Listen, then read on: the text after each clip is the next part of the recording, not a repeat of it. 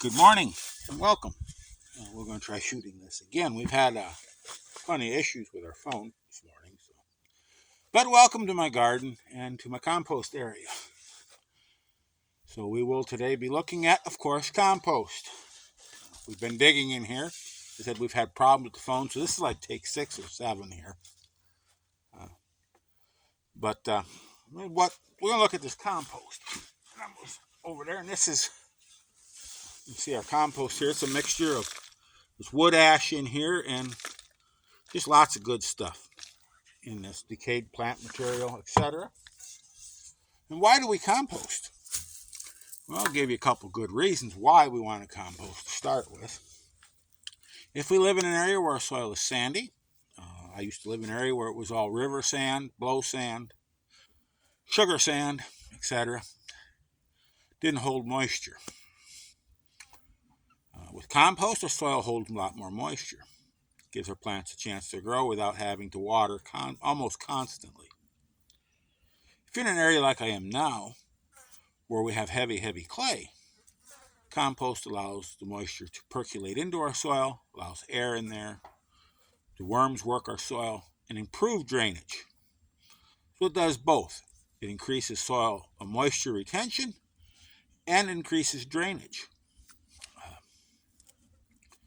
But our soil here actually is of a state where they scrape the topsoil off and they used to make paving brick. If you have a fire pit, you'll get like a terracotta shards in the bottom of that pit. That's the clay baking. It's that clay. So compost aids in that. It's also a good source of nutrients for our plants and improves the biological composition of our soil. A lot of good microbes and fungi in that. It breaks down minerals that are tied up in our soil, breaks down, puts it into a usable form from the humic acids, microbes, etc. So it's just nothing really better for our soil than compost. And compost can be quite difficult to make, or it can be easy. The choice is yours. I used to really get into this, layering it and being real particular and precise, and adding seed meals, stuff like cottonseed, wholemeal, etc., to the pile, trying to get that temperature up there just right and really make it quick. We don't need to do that. If you want to make it fast, that's wonderful. And it probably is a little better compost as far as if you get it done quick. But we can do it the slow method. As I've gotten older, turning a 3-meter by 12-meter pile just ain't doing it. It's, gets up 1.5 meters, 2 meters high. I just ain't up to doing that anymore. So we do it slow way and just pile it and let it rot. This is last year's weeds and grass clippings, leaves. There's manure in here, bark, wood chips, soiled sawdust bedding from the chickens. There's all kinds of things in here. If it's clean, then it will rot. It makes compost. The only thing is how long you want to wait for it. Wood takes quite a while for some woods to decay. So you can put them in the bottom of a bed or bury them in a trench. Let them work. Build a pile over them of garden soil, and then put our compost, spread it on top. There's a name for that. Starts with an H. Slips my mind this morning. If you want to use brush and wood, bigger pieces.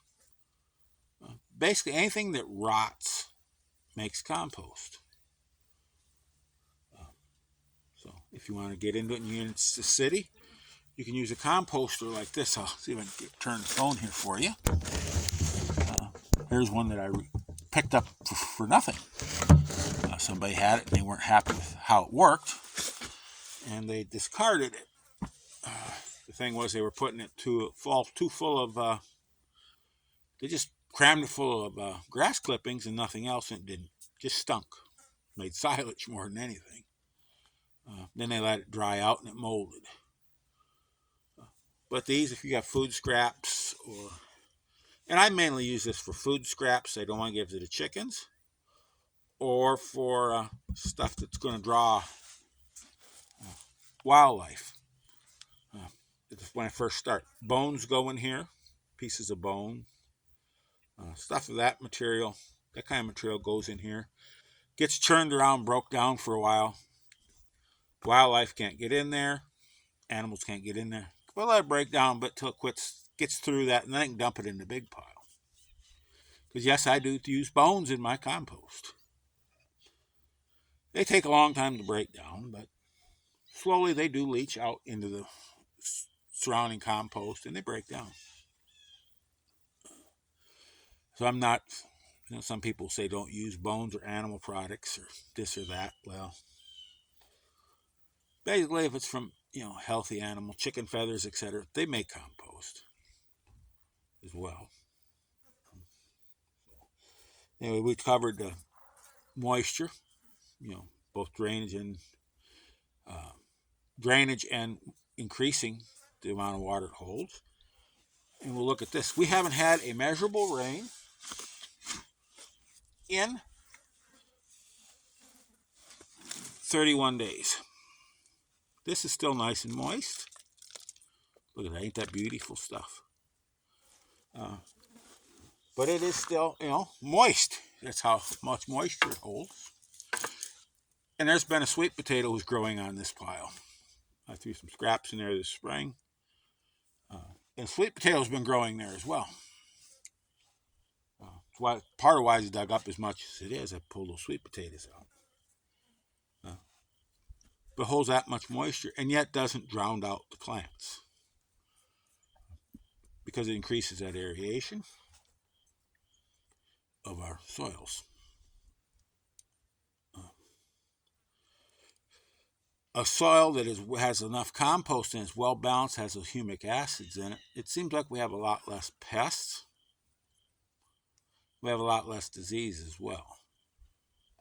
Healthy plants can fight off disease, and pests seem to prefer those plants that are not as healthy. They pick on the weak. Compost helps make healthy, strong plants.